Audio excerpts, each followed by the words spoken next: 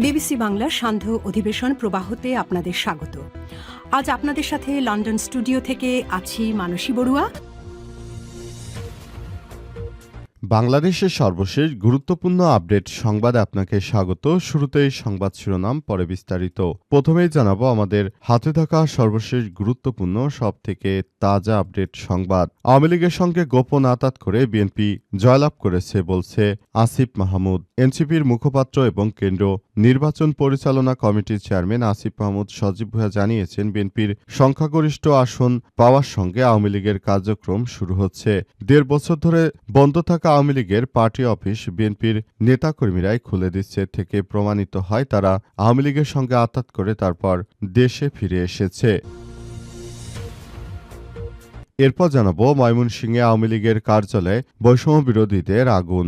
ময়মনসিংহের তারাকান্দায় কার্যক্রম নিষিদ্ধ আওয়ামী লীগের দলীয় কার্যালয়ে বিক্ষোভ করেছে বৈষম্য বিরোধী ছাত্র আন্দোলন ও জাতীয় নাগরিক পার্টি এনসিপির নেতাকর্মীরা। আজ রাত ৮টার দিকে বিক্ষোভ করে পোড়া কার্যালয়টির ভেতরে টায়ার দিয়ে পুনরায় আগুন দেওয়া হয়। সময় দেয়ালের ইট ভাঙচুর করা হয়েছে। এদিকে ইনকিলাব জিন্দাবাদ চলবে না বললেন বিদ্যুৎ ও জ্বালানি মন্ত্রী। বিদ্যুৎ ও জ্বালানি খনিজ সম্পদ মন্ত্রী ইকবাল হাসান মাহমুদ টুকু বলেছেন, বাংলাদেশকে যদি ধারণ করতে হয়, বাংলা ভাষাকে যদি মায়ের ভাষা বলতে হয়, তাহলে ইনকিলাব জিন্দাবাদ আর বাংলাদেশে চলবে না। ইনকিলাব জিন্দাবাদ, ইনকিলাব মঞ্চ এগুলো বাংলার সঙ্গে কোনো সম্পর্ক নেই। যারা আমাদের মায়ের ভাষা কেড়ে নিতে চেয়েছিল, এগুলো তাদের ভাষা বলে জানিয়েছেন তিনি। জানাবো আদাবরের চাঁদা না পেয়ে কারখানায় সশস্ত্র হামলা, গ্রেপ্তার ৩। রাজধানীর আদাবর এলাকায় একটি এমব্রয়ডারি কারখানায় স্থানীয় কিশোর গ্যাং ও বিএনপির সন্ত্রাসী চাঁদাবাজ চক্রের সন্ত্রাসীরা হামলা চালিয়েছে। এ সময় তারা কয়েকজন শ্রমিককে কুপিয়ে আহত করে। এই ঘটনার পর এমব্রয়ডারি ব্যবসায়ী এবং শ্রমিকরা হামলাকারীদের বিচারের দাবিতে থানা ঘেরাও করে পড়ে। ঘটনায় অভিযুক্ত রাসেল সহ ৩ জনকে গ্রেপ্তার করেছে পুলিশের সদস্যরা। এবং সর্বশেষ জানাবো ভারতে ২০ শিশুকে যৌন নির্যাতন, ধর্মগুরু শিষ্যের বিরুদ্ধে মামলার নির্দেশ। ভারতের উত্তরপ্রদেশের প্রয়াগরাজ্যে ২০ শিশুকে যৌন নির্যাতনের অভিযোগে জ্যোতিষ পীঠের ধর্মগুরু স্বামী ও অভিমুক্তের নান্দন সরস্বতী ও তার স্বামী শ্রী মুকুন্দানন্দ গিরির বিরুদ্ধে আইএফআইআর দায়েরের নির্দেশ দিয়েছে স্থানীয় আদালত। দর্শক, এতক্ষণ শুনছিলেন সংবাদ শিরোনাম, এবারে বিস্তারিত।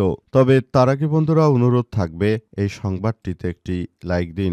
এই চ্যানেলে আপনি নতুন হয়ে থাকলে আমাদের সংবাদটি দেখতে দেখতে চ্যানেলটি সাবস্ক্রাইব করে রাখুন। কমেন্ট করে বন্ধুরা আপনার মূল্যবান মতামত জানিয়ে দিন আপনি বিশ্বের কোন দেশ থেকে বা বাংলাদেশের কোন স্থান থেকে আমাদের সংবাদটি দেখছেন এবং শুনছেন। আর বন্ধুরা, সংবাদটি আপনার সোশ্যাল মিডিয়া ফেসবুকে শেয়ার করে বন্ধুদেরও দেখার সুযোগ করে দিন। গাজা যুদ্ধে আপনি যদি নিরীহ ফিলিস্তিনিদের ভালোবেসে থাকেন, কমেন্টে ইয়েস লিখে পুরো বিশ্বকে জানিয়ে দিন। এবারে বিস্তারিত।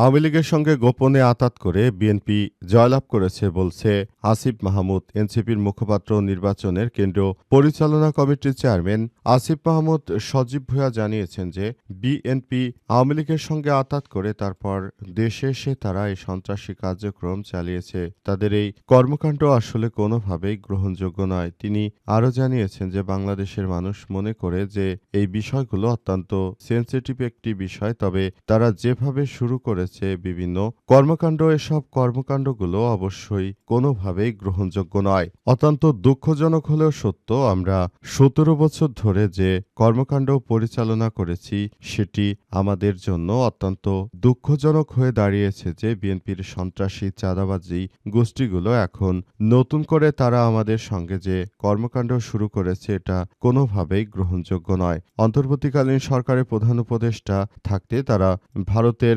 মদতপুষ্ট একটি সন্ত্রাসী এবং সন্ত্রাসী গোষ্ঠীগুলো মূলত বাংলাদেশটাকে যে ধ্বংস করতে চেয়েছিল, সেই সন্ত্রাসী গোষ্ঠীগুলোর সঙ্গে এখন তারা আঁতাত করে আবারও নতুন করে বাংলাদেশটাকে এক সর্বনাশার দিকে ঠেলে দিতে চায়। এজন্য অন্তর্বর্তীকালীন সরকারের প্রধান উপদেষ্টা প্রফেসর ড.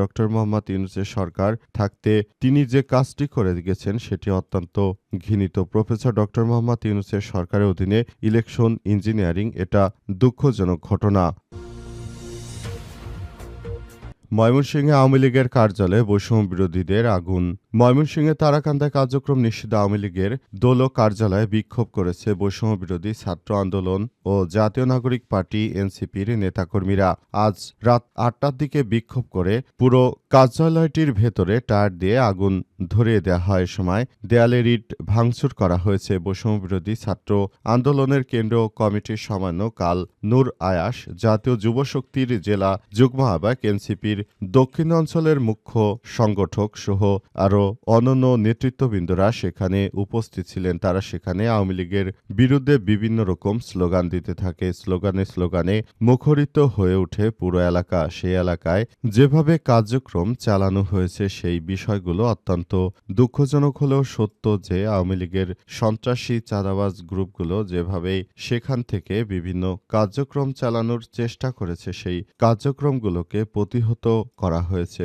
এই কার্যক্রমগুলো প্রতিহত করার মধ্য দিয়ে সবকিছু নির্ধারণ করা হয়েছে এবং সেই হিসেবে সবকিছু বলা হচ্ছে এবং পুরো বিষয়গুলোকে একটি সুন্দর সিস্টেমের মধ্য দিয়ে নিয়ে যাওয়া হচ্ছে। ইনকিলাব জিন্দাবাদ চলবে না বললেন বিদ্যুৎ ও জ্বালানি মন্ত্রী। বিদ্যুৎ ও জ্বালানি খনিজ সম্পদ মন্ত্রী ইকবাল হাসান মাহমুদ টুকু বলেছেন, বাংলাকে যদি ধারণ করতে হয়, বাংলা ভাষাকে মায়ের ভাষা বলতে হয়, তাহলে ইনকিলাব জিন্দাবাদ চলবে না। ইনকিলাব জিন্দাবাদ মঞ্চ এগুলো বাংলাদেশের সঙ্গে কোনো সম্পর্ক নেই। যারা আমাদের মায়ের ভাষা কেড়ে নিতে চেয়েছিল এগুলো তাদের ভাষা। সুতরাং বাংলাদেশে যদি প্রকৃতপক্ষে বাংলাদেশকে ভালোবেসে থাকেন তাহলে এদেশে ইনকিলাব জিন্দাবাদ চলবে না। ইনকিলাব জিন্দাবাদ পুরো বিষয়টি অত্যন্ত দুঃখজনক হলেও সত্য যে ইনকিলাব মঞ্চ এগুলো পাকিস্তানের সেই ভাষা যারা আমাদের উপরে এই বর্বরোচিত হামলা করেছিল। এই হামলার ফলে বাংলাদেশে অসংখ্য মানুষ মারা গিয়েছিল।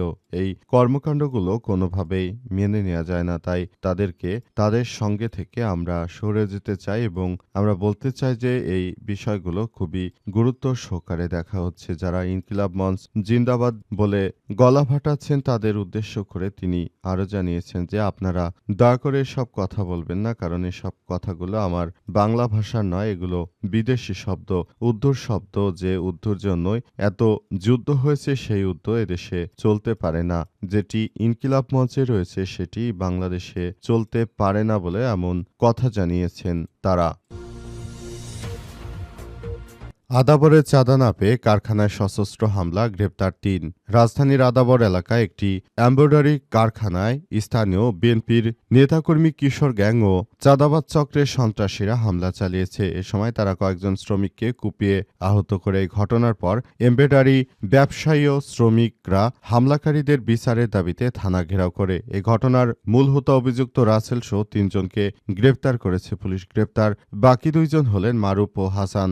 আজ সন্ধ্যার দিকে ১৭ নম্বর রোডে এই ঘটনা ঘটে। রাতে 10টার দিকে ১.৫ শতাধিক লোক হামলার বিচারের দাবিতে থানা ঘেরাও করে। স্থানীয়রা জানিয়েছে শনিবার সন্ধ্যায় আবির এমব্রয়ডারি মালিক সমিতির সাধারণ সম্পাদক মুস্তাফিজুর রায়হান জহিরের কারখানায় আকস্মিক দেশীয় অস্ত্রসহ কিশোর গ্যাং চক্রের সদস্যরা হামলা চালায়। এ সময় ওই কারখানায় কয়েকজন শ্রমিককে কুপিয়ে আহত করা হয়েছে বলে জানিয়েছে মুস্তাফিজুর রায়হান জহিরের ভাই ভাতিজা মারুফ হাসান সুমন।